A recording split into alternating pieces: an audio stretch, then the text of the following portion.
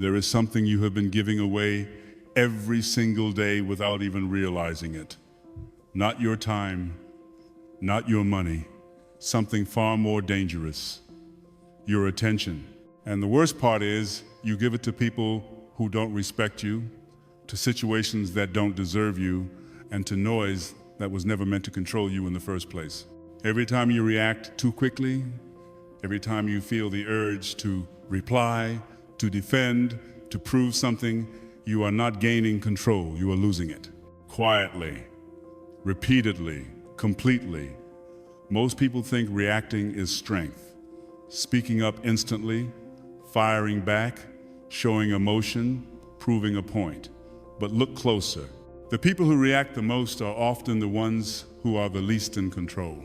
Easily triggered, easily pulled, easily manipulated, and they don't even see it happening because it feels justified, it feels right, it feels like self-respect, but it isn't. It's dependency disguised as confidence. It's emotional exposure pretending to be power. And the cost is invisible at first. A ruined mood, a drained mind, a day that feels heavier than it should. Then slowly, something deeper erodes. Your focus weakens, your standards drop, your inner stability begins to crack. You start living in reaction instead of intention. And most people never question it. They just call it life. They call it personality. They call it being real. But what they don't realize is that every reaction is a transaction.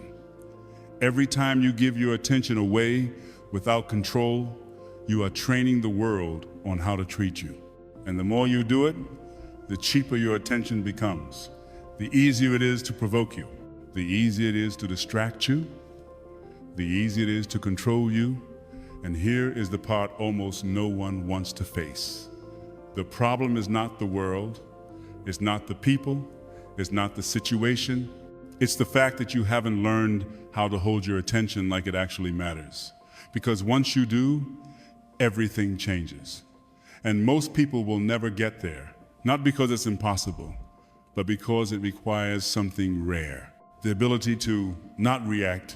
Most people think this is just about behavior, about reacting too fast, about saying things they regret, about getting pulled into arguments that don't matter. But that's not the real problem. The real problem sits deeper.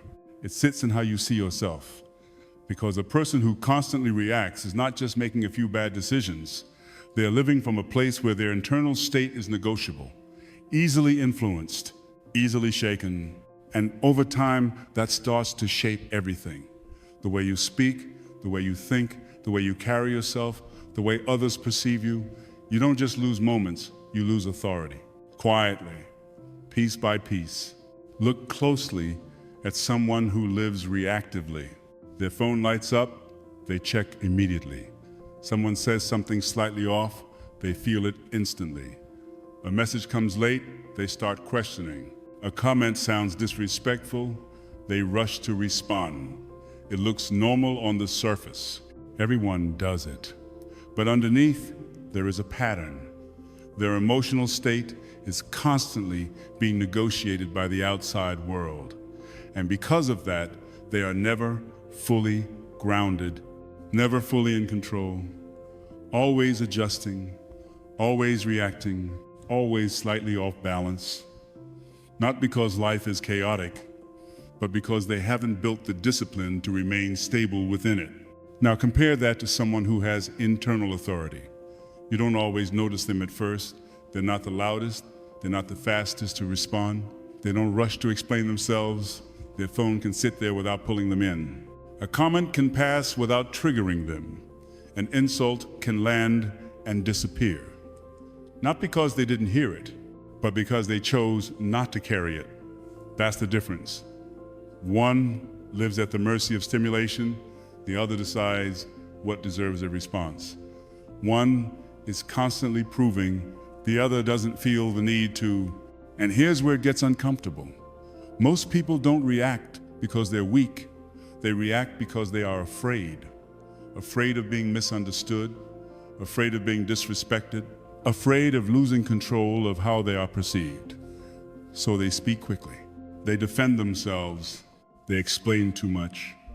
They argue when they don't need to, not because the situation requires it, but because something inside them feels threatened, something that hasn't been stabilized yet, something that still depends on external validation to feel secure.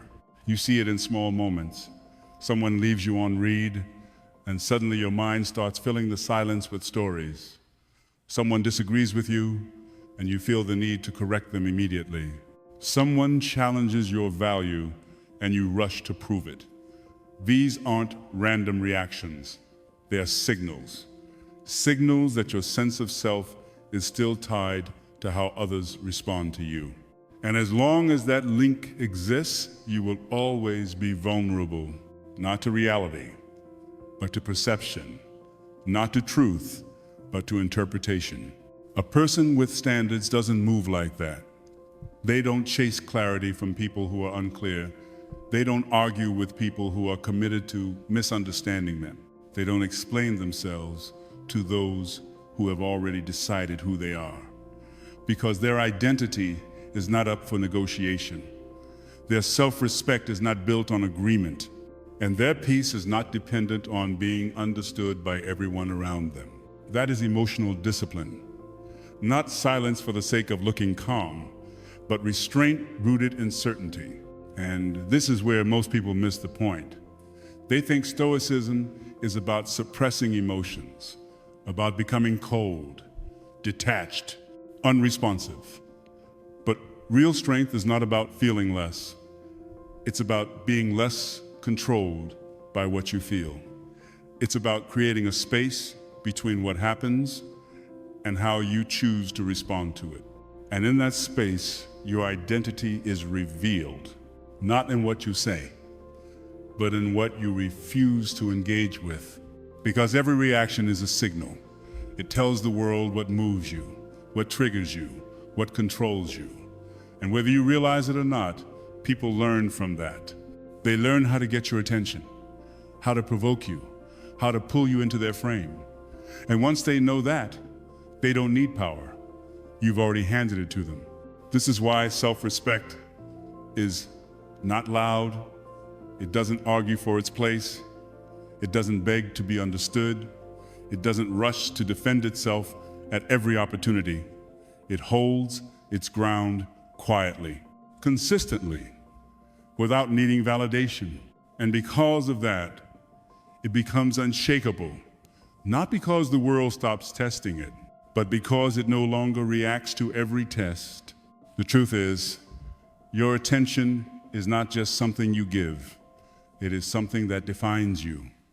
Where it goes, your energy follows. Where your energy goes, your life begins to shape itself. And if you don't control it, something else will.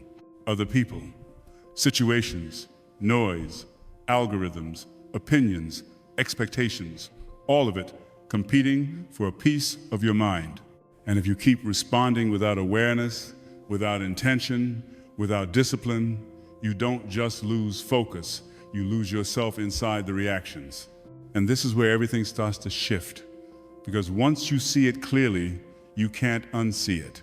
You start noticing how often you're being pulled, how often you're reacting without choosing, how often your state changes based on something that doesn't actually matter. And from that awareness, a different question begins to form. Not how do I respond better, but something deeper, more uncomfortable, more powerful. Who would you be if you didn't feel the need to react at all? And from here, we go deeper. The first thing you need to understand is this: not every situation deserves your response, but most people live as if everything does. And that is exactly where they lose control without even realizing it. You've been conditioned to believe that reacting is necessary, that if someone says something wrong, you should correct it. If someone disrespects you, you should respond. If something feels unfair, you should fight back. And on the surface, it sounds strong, it sounds justified, it sounds like self-respect, but in reality, it slowly trains you to become predictable, reactive, and easy to control. Think about how it actually plays out in your life. Someone makes a comment that slightly hits your ego. Maybe it's subtle, Maybe it's not even intentional, but it lands and instantly something inside you wants to respond, to clarify, to defend, to push back, not because it truly matters, but because you felt something and that feeling now demands expression. So you give it, you type the message, you say the words, you engage, and for a moment it feels right. It feels like you took control. But what really happened is the opposite. You didn't take control of the situation.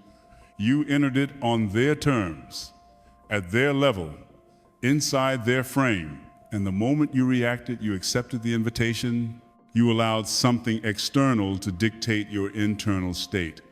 And once that happens, you are no longer leading, you are following quietly, emotionally, automatically. Most people never see this because it feels like strength. It feels like standing up for yourself. But what it actually reveals is how easy it is to move you, how quickly your state can be shifted, how accessible your attention is. And once that pattern becomes visible, it doesn't just affect one moment, it becomes your identity. You become the person who reacts, the person who answers everything, the person who can be triggered, the person who explains too much, the person who cannot let things pass. And whether you realize it or not, people adjust to that version of you. They test you more. They push you more. They expect reactions from you because you've trained them to.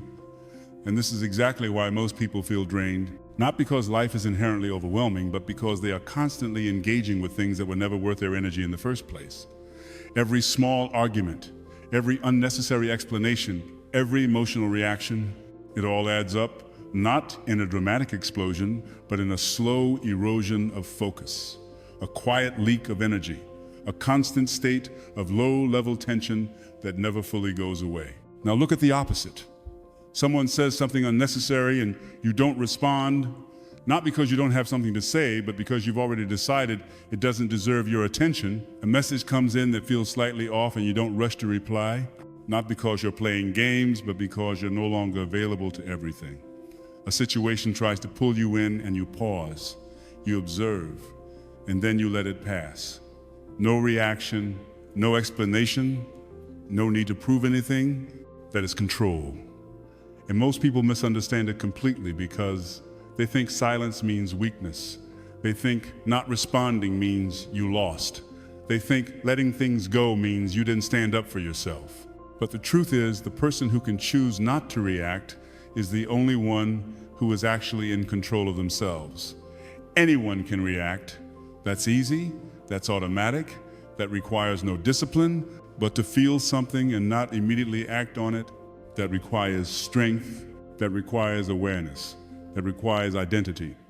Because your reactions are not just responses, they are habits, patterns, conditioned behaviors reinforced over time. Every time you react without thinking, you strengthen that pattern. You make it more automatic, more natural, more difficult to break, and eventually it stops feeling like a choice. It just becomes who you are. The person who reacts, the person who engages, the person who gets pulled into things they don't even care about. But the moment you start seeing reaction for what it really is, everything begins to shift. Because reaction is not power, reaction is exposure. It shows where your control ends, it shows where your discipline breaks, it shows where your identity is still dependent on something outside of you. And once you see that clearly, you start moving differently. You stop answering everything, you stop explaining yourself to people who aren't trying to understand you. You stop correcting every opinion that doesn't align with yours. You stop feeding situations that only exist because you keep giving them energy. Not because you don't care, but because you finally understand what actually deserves your attention and what doesn't. Because in the end, it was never about winning arguments. It was never about being right.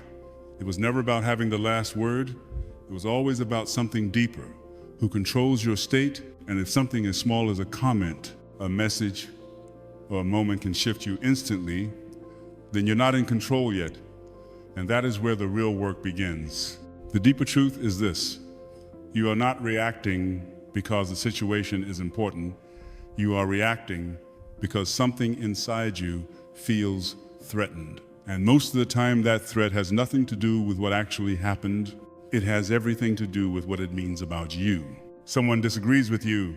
And suddenly it's not just a difference in opinion, it feels like a challenge to your intelligence, your value, your position. Someone ignores your message, and it's no longer just silence.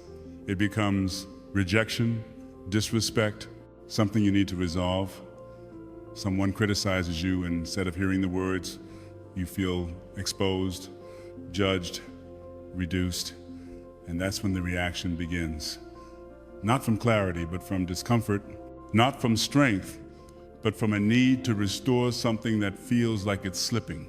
Most people never question this process. They just act on it, they reply quickly, they defend themselves, they over-explain, they argue, they try to regain control. But what they don't realize is that the need to regain control is exactly what proves they never had it. Because if your sense of self was stable, if your internal foundation was solid, these moments wouldn't shake you the way they do. You would see them for what they are. Small, temporary, often meaningless, but instead they feel heavy, urgent, personal. And that urgency is the trap. It convinces you that you must act now, that silence is dangerous, that not responding means losing, but in reality, it's the opposite. That urgency is the signal that you are about to give your power away. Look at how this plays out in real life. You're in a conversation, and someone says something slightly dismissive. Maybe they interrupt you, maybe they downplay what you said, and instantly you feel it, a small spike of tension. And before you even think, you're already preparing your response. You're ready to jump back in, to prove your point, to correct them, not because the conversation matters that much, but because you don't want to feel small in that moment. You don't want to lose your position, and so you react. But what you don't see is that the moment you needed to prove your position, you already placed your value inside that interaction. You made it dependent on how others perceive you in that moment. The same thing happens in messages. Someone replies coldly, or takes too long, or doesn't respond the way you expected, and suddenly your mind starts working, analyzing, interpreting, creating meaning. And that meaning creates emotion. And that emotion creates the urge to act, to send another message, to clarify, to fix the tone, to regain control. But again, the very need to fix it is what reveals the deeper issue. You are not reacting to reality. You are reacting to the story your mind is telling you about what that moment means about you. This is where most people get stuck, because they think the problem is external. They think if people behaved better, if situations were clearer, if others respected them more, they wouldn't have to react like this. But that's not true, because even in neutral situations, even in small moments, the same patterns appear, the same need to respond, to control, to manage perception. And that's because the root is internal. It's the need for validation, the need to be seen a certain way, the need to feel in control of how you are perceived. And as long as that need exists, you will always be vulnerable, because it can be triggered at any moment by anyone for any reason, and you will keep reacting, not because the world is difficult, but because your identity is still tied to it. Stoicism cuts through this completely. It doesn't try to fix the world. It doesn't try to make people behave better. It goes straight to the source. Your judgment, your interpretation, your attachment to what things mean about you, because the truth is nothing has power over you until you assign it, meaning the words themselves are neutral. The delay itself is neutral. The tone itself is neutral. It is your interpretation that turns it into something that demands a reaction. And once you see that, you start to separate the event from the meaning, the situation from the story, the trigger from the response. And in that separation, something changes. You realize you don't have to respond to everything you feel. You don't have to act on every impulse. You don't have to correct every misunderstanding, because not every perception needs to be controlled. Not every moment defines you. Not every situation requires your energy. The person who understands this begins to move differently. Not because they suppress themselves, but because they no longer feel the same urgency, the same pressure to react. They can sit in a moment without rushing to resolve it. They can feel something without needing to express it immediately. They can be misunderstood without needing to fix it right away. And that is where real control begins, not in what you say, but in what you can hold without reacting, not in how quickly you respond, but in how deeply you understand what actually matters. Because in the end, it was never the situation that controlled you. It was your need to control how the situation reflected on you. And once that need starts to fade, your reactions begin to disappear with it. And for the first time, you are not just managing your behavior, you are changing the way you exist within the world. At the core of all of this, there is something even deeper than reaction, deeper than emotion, deeper than discipline. It is identity. Because the way you respond to the world is not random. It is a direct reflection of who you believe you are. Most people try to fix their reactions at the surface level. They tell themselves to stay calm, to think before speaking, to not get triggered. But it never lasts. Because they are trying to control behavior without changing the identity that produces that behavior. And as long as the identity stays the same, the reactions will always come back. If you see yourself as someone who needs to be understood, you will keep explaining. If you see yourself as someone who must be respected at all times, you will react to every perceived disrespect. If you see yourself as someone whose value depends on how others treat you, you will constantly monitor, adjust, and respond to maintain that image. And none of this is conscious. It happens automatically because identity operates beneath awareness, shaping every reaction before you even realize it. This is why two people can face the exact same situation and respond completely differently. One gets triggered, defensive, emotional, while the other remains calm, detached, unaffected, not because the situation is different, but because their identities are different. One is still dependent, the other is self-contained.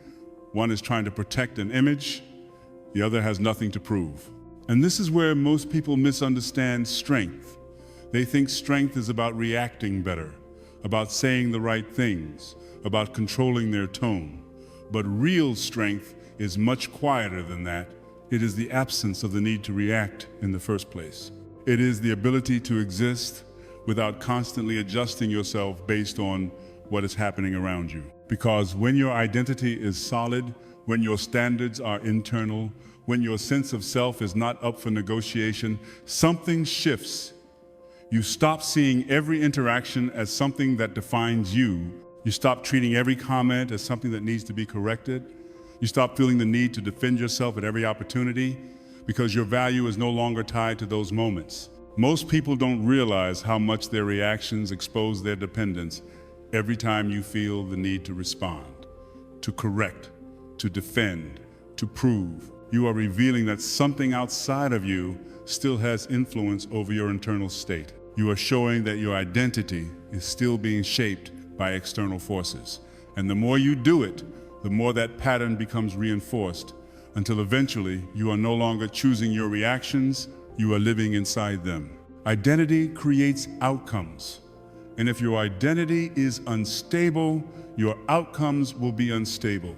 Your emotions will fluctuate. Your focus will break. Your energy will scatter, not because life is chaotic, but because you are still allowing it to define you. Your standards reveal your inner world. And if your standard is to react to everything, to engage with every opinion, to respond to every trigger, then what you are really revealing is that your attention has no filter, no protection, no hierarchy. Everything gets access. Everything gets a response. Everything gets a piece of you. And over time, that leaves you fragmented, stretched thin, constantly engaged but rarely in control. Reaction exposes dependence. And this is the part most people avoid, because it forces them to confront something uncomfortable, that their reactions are not just habits, they are signals of where they are still attached, still seeking validation, still trying to control how they are perceived. And until that attachment is broken, no amount of surface-level discipline will fix it. This is why true Stoic strength is rooted in identity, not behavior. It starts with a decision, a quiet but firm shift in how you see yourself. You are no longer someone who needs to respond to everything. You are no longer someone who needs to be understood by everyone. You are no longer someone whose value is determined by how others treat you. And once that identity begins to form, your behavior follows naturally, not forced, not controlled, but aligned. You begin to notice how many things simply don't matter anymore, how many situations lose their urgency, how many interactions no longer pull you in, not because the world changed, but because you did. You stop reacting not because you're trying to be disciplined, but because it no longer feels necessary. The impulse weakens, the urgency fades, the need disappears, and in its place, something stronger emerges: stability, clarity, control. This is what most people are actually looking for. Not techniques, not strategies, not ways to respond better, but a way to become someone who is not easily moved, someone whose state is not constantly negotiated, someone who can exist in the same world but not be controlled by it. Because in the end, the goal was never to control your reactions. The goal was to become someone who doesn't need to react in the first place. When this shift begins to happen, it doesn't show up as something dramatic. It shows up in the smallest moments, in the way you move, in the way you respond, in the way you don't respond, and that's where real strength becomes visible. Not in what you say, but in what you no longer feel the need to say. You walk into a room and people are talking, voices overlapping, opinions being thrown around, subtle tension in the air. And instead of jumping in, instead of trying to position yourself, you observe, you listen. You let the moment unfold without inserting yourself into it unnecessarily. And there's a calm in that, a kind of quiet control that doesn't ask for attention, but naturally holds it. Your phone lights up, a message comes in, maybe it carries a tone, maybe it used to trigger you, and your instinct used to be immediate, to open, to respond, to manage it right away. But now there is space, you see it, you register it, and you choose not to act on it instantly, not out of delay, not out of strategy, but because your attention is no longer available on demand. It is directed, intentional, controlled. Someone says something slightly disrespectful, something that would have pulled you in before, and you feel it, but you don't move. You don't rush to correct them, and you don't try to reclaim your position in that moment. You let it pass, and in that stillness there is weight, because restraint is visible even when nothing is said. Most people don't understand how powerful this is because they are addicted to movement, addicted to response, addicted to the feeling of doing something, anything, to manage the moment. But the person who has control understands that not every moment requires action, not every situation deserves energy, not every impulse deserves expression. They know when to speak, and more importantly, they know when not to.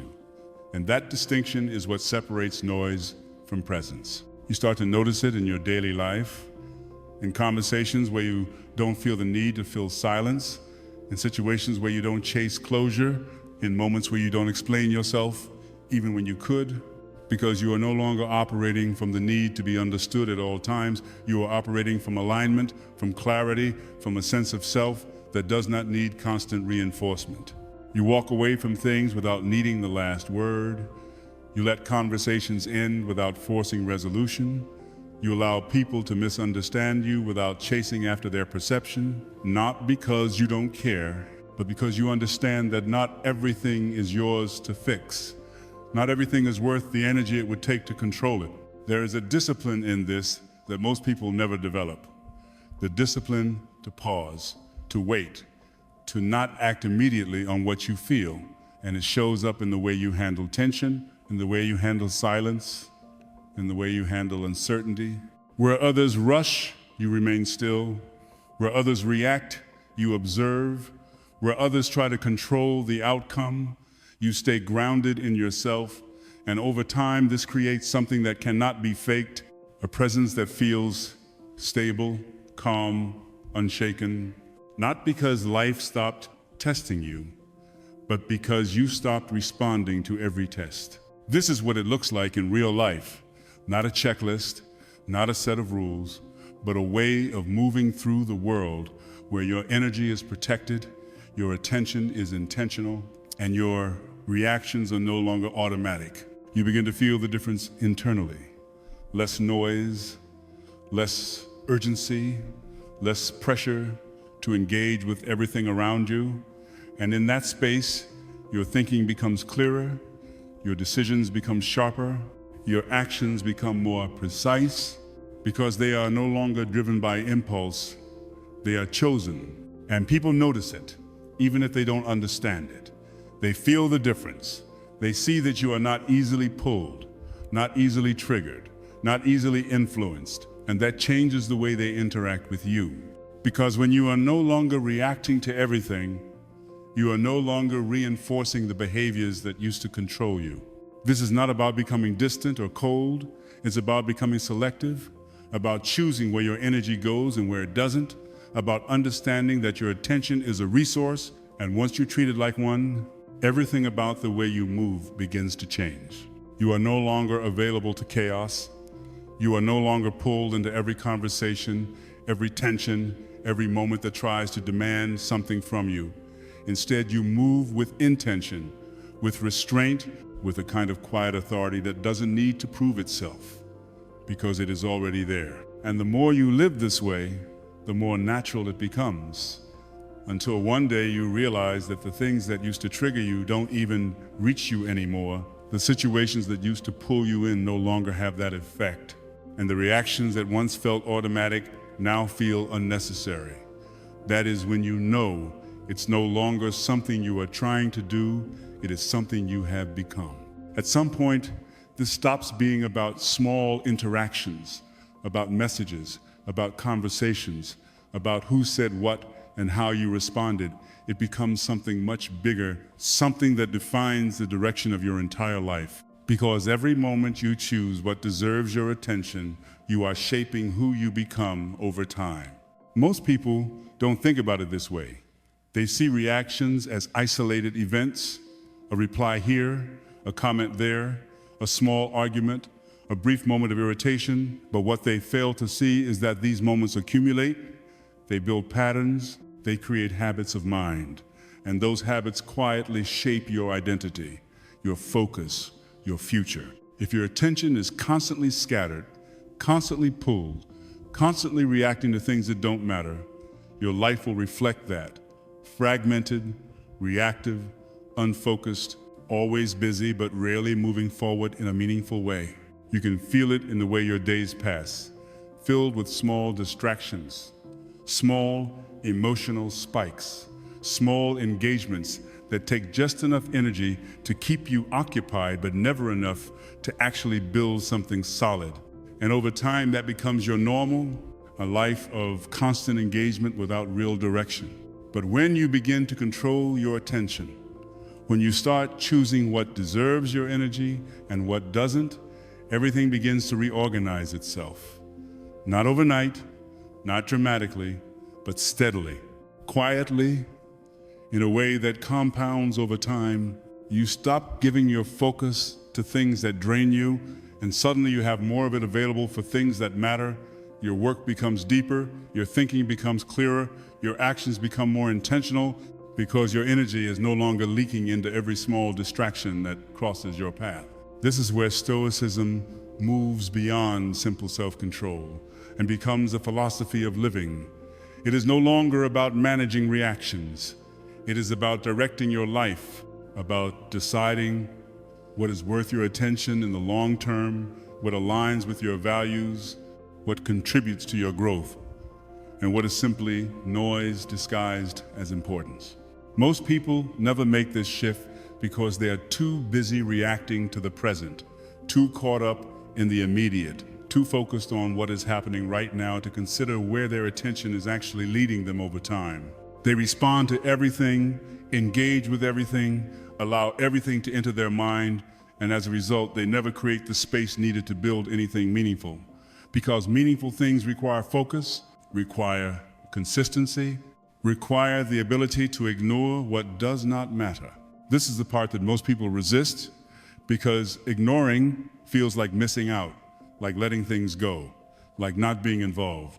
But in reality, it is the opposite. It is the act of choosing what truly matters over what simply demands your attention. It is the discipline to prioritize long-term value over short-term stimulation. When you start living this way, you begin to see time differently. You begin to understand that every moment of attention is an investment. And like any investment, it either compounds into something valuable or it disappears into something meaningless. The hours you spend reacting, arguing, explaining, scrolling, engaging with things that have no lasting impact, they don't just pass, they accumulate into a life that feels busy but empty, active but unfulfilled. And the moments you choose to focus, to build, to think, to create, to grow, those accumulate as well, but in a completely different direction. One that leads somewhere, one that has weight, one that reflects intention. This is where the idea of self-respect becomes something deeper than how you present yourself to others.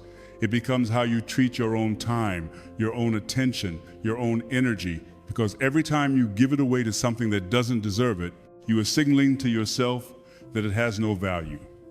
And over time, that signal becomes your reality. But when you begin to protect it, to guard it, to direct it intentionally, you start to build something internal that cannot be easily shaken. A sense of control, a sense of purpose, a sense of alignment between what you do and who you are becoming. This is why the Stoics place so much importance on focusing only on what is within your control. Not because they wanted to detach from life, but because they understood that your attention is your most powerful resource, and if you don't choose where it goes, something else will choose for you. The world will always offer distractions, always present situations that try to pull you in, always create moments that feel urgent, important, worthy of your reaction, but most of them are not. They are simply noise, temporary, insignificant in the larger scope of your life. And the more you learn to ignore them, the more space you create for what actually matters. Over time, this becomes a form of freedom. Not the freedom to do anything, but the freedom from being controlled by everything. The freedom to move through the world without being constantly pulled in different directions. The freedom to focus on your path without being derailed by every distraction that appears. And in that freedom, something changes. You stop living reactively and start living intentionally. You stop being shaped by the moment and start shaping your life over time. You stop chasing validation, attention, engagement, and start building something that has depth, something that has meaning, something that reflects your values rather than your impulses. This is the shift most people never make. They stay at the level of reaction, of managing small moments, of trying to control their responses without ever stepping back to see the bigger picture. But once you do, once you understand that your attention is not just about the present, but about the direction of your life, everything becomes clearer, simpler, more focused. You begin to let go of things that don't matter without hesitation. You stop engaging in situations that lead nowhere. You start choosing your actions based on where they take you, not how they make you feel in the moment. And in doing so, you don't just gain control over your reactions, you gain control over your trajectory, over the way your life unfolds, over the person you are becoming with every choice you make. Because in the end, it was never about ignoring people. It was about choosing your life.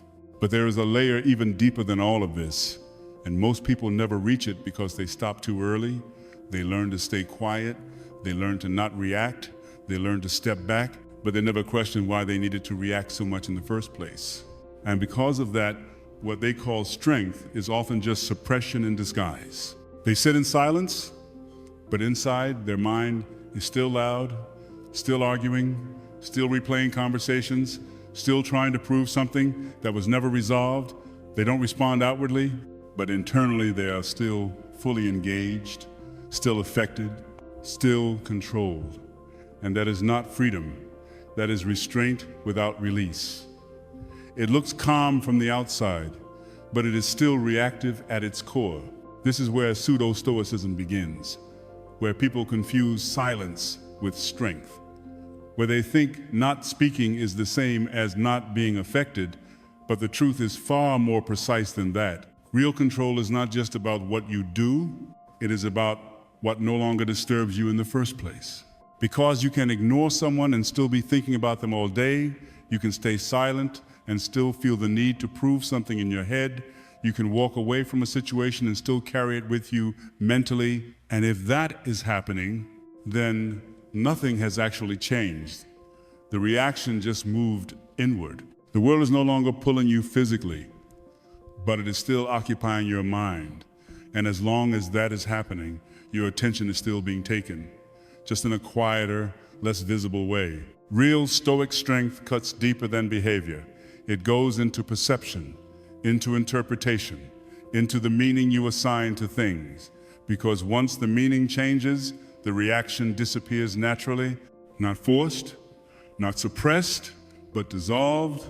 Someone says something and it no longer feels like an attack, it just feels like words. Someone ignores you and it no longer feels like rejection, it just feels like silence. Someone misunderstands you and it no longer feels like something that needs to be corrected. It just becomes their perspective, separate from your identity. And in that shift, something powerful happens. You're no longer holding anything inside because nothing has entered deeply enough to disturb you. This is the difference between discipline and detachment. Discipline is holding yourself back from reacting. Detachment is no longer having the urge to react at all. And most people stay stuck at discipline because it feels like control. But it is still effort, still tension, still resistance. While detachment is effortless, it is the result of seeing clearly, of understanding that most things were never worth your energy to begin with. But getting to that point requires honesty. Because sometimes what you call caring is actually attachment. What you call standing up for yourself is actually ego protection. What you call being real is actually emotional impulsiveness. And until you see that clearly, you will keep reacting in subtle ways, even if it doesn't look obvious on the surface. This is why some people appear calm but are still easily disturbed, because their calm is conditional. It depends on things going a certain way, on people behaving a certain way, on situations aligning with their expectations. And the moment that changes, the reaction returns. Maybe not outwardly, but internally. And that is enough to break their state. True Stoic presence is different. It does not depend on conditions. It does not require things to be perfect.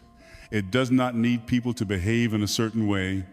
It exists independently, grounded, stable, unaffected by most of what happens around it, not because it avoids life, but because it understands it. And this is where the real shift happens. You stop trying to control your reactions. You stop trying to appear calm. You stop trying to manage how you respond. And instead you start examining what actually disturbs you and why. You start questioning the meanings you assign, the stories you create, the assumptions you make, and slowly, as those dissolve, the reactions go with them. You don't have to force yourself to stay silent. You don't have to remind yourself to be calm. You don't have to hold anything back, because there is nothing pushing you to react in the first place. The noise fades, not because you shut it out, but because it no longer reaches you in the same way. And that is when ignoring becomes something entirely different. It is no longer a strategy, no longer a technique, no longer something you do. It becomes a byproduct of clarity, of understanding, of a mind that no longer gives weight to things that don't deserve it. And once you reach that point, you are not just controlling your reactions, you are no longer defined by them at all. In the end, this was never about ignoring people. It was never about staying silent. It was never about learning a few techniques to control your reactions. It was always about something much more fundamental, who you are when nothing is forcing you to respond. Because life will keep presenting situations. People will keep saying things. The world will not become quieter just because you decide to be more disciplined. The noise will always be there. The provocations will always exist. The distractions will never disappear. And if your peace depends on those things changing, you will never truly have it. The shift happens when you stop expecting the world to behave differently and start deciding that your internal state is no longer available to everything that tries to reach it. That is where control begins, not in controlling situations, but in refusing to let them control you. Most people will continue living the same way, reacting to everything, explaining themselves, chasing clarity, chasing respect, chasing validation, constantly adjusting their state based on what happens around them. And over time, that becomes their life. A cycle of reaction, a constant negotiation with the outside world, always slightly unstable, always slightly dependent. They won't question it because it feels normal. It feels human. It feels like that's just how life works. But you've seen something different now. You've seen that every reaction is a choice. Every moment of attention is a decision. Every situation only has the power you give it. And once you see that clearly, you can't go back to being unaware. You begin to notice the moments where you would have reacted before, the messages you would have replied to instantly, the comments that would have pulled you in, the situations that would have shifted your state. And now there is a pause, a space, a choice. And in that space, you decide differently. You don't engage with everything. You don't respond to everything. You don't give your attention to everything.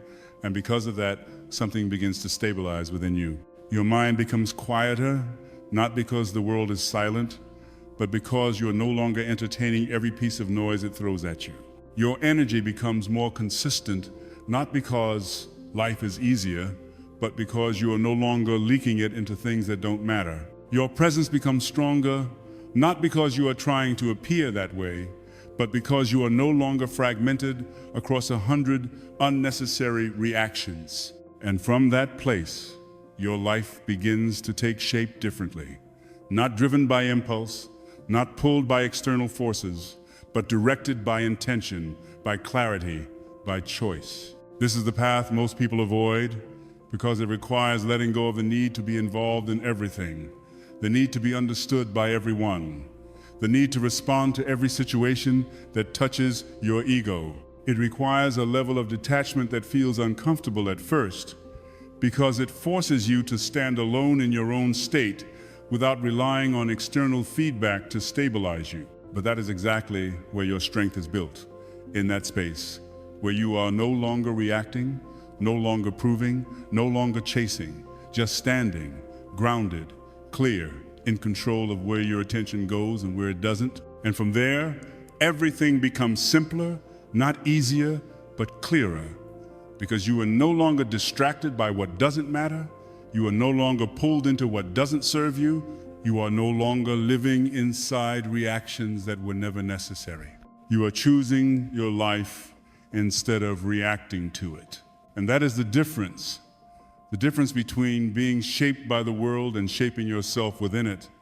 The difference between being controlled by what happens and deciding what actually matters. So the next time something tries to pull you in, something tries to trigger you, something tries to demand your attention, pause, not because you have to, but because you can, because you are no longer the person who reacts to everything. You are the person who chooses. And that choice, repeated over time, becomes your power, your peace, your identity. Because in the end, your attention is your life, and where you place it determines who you become.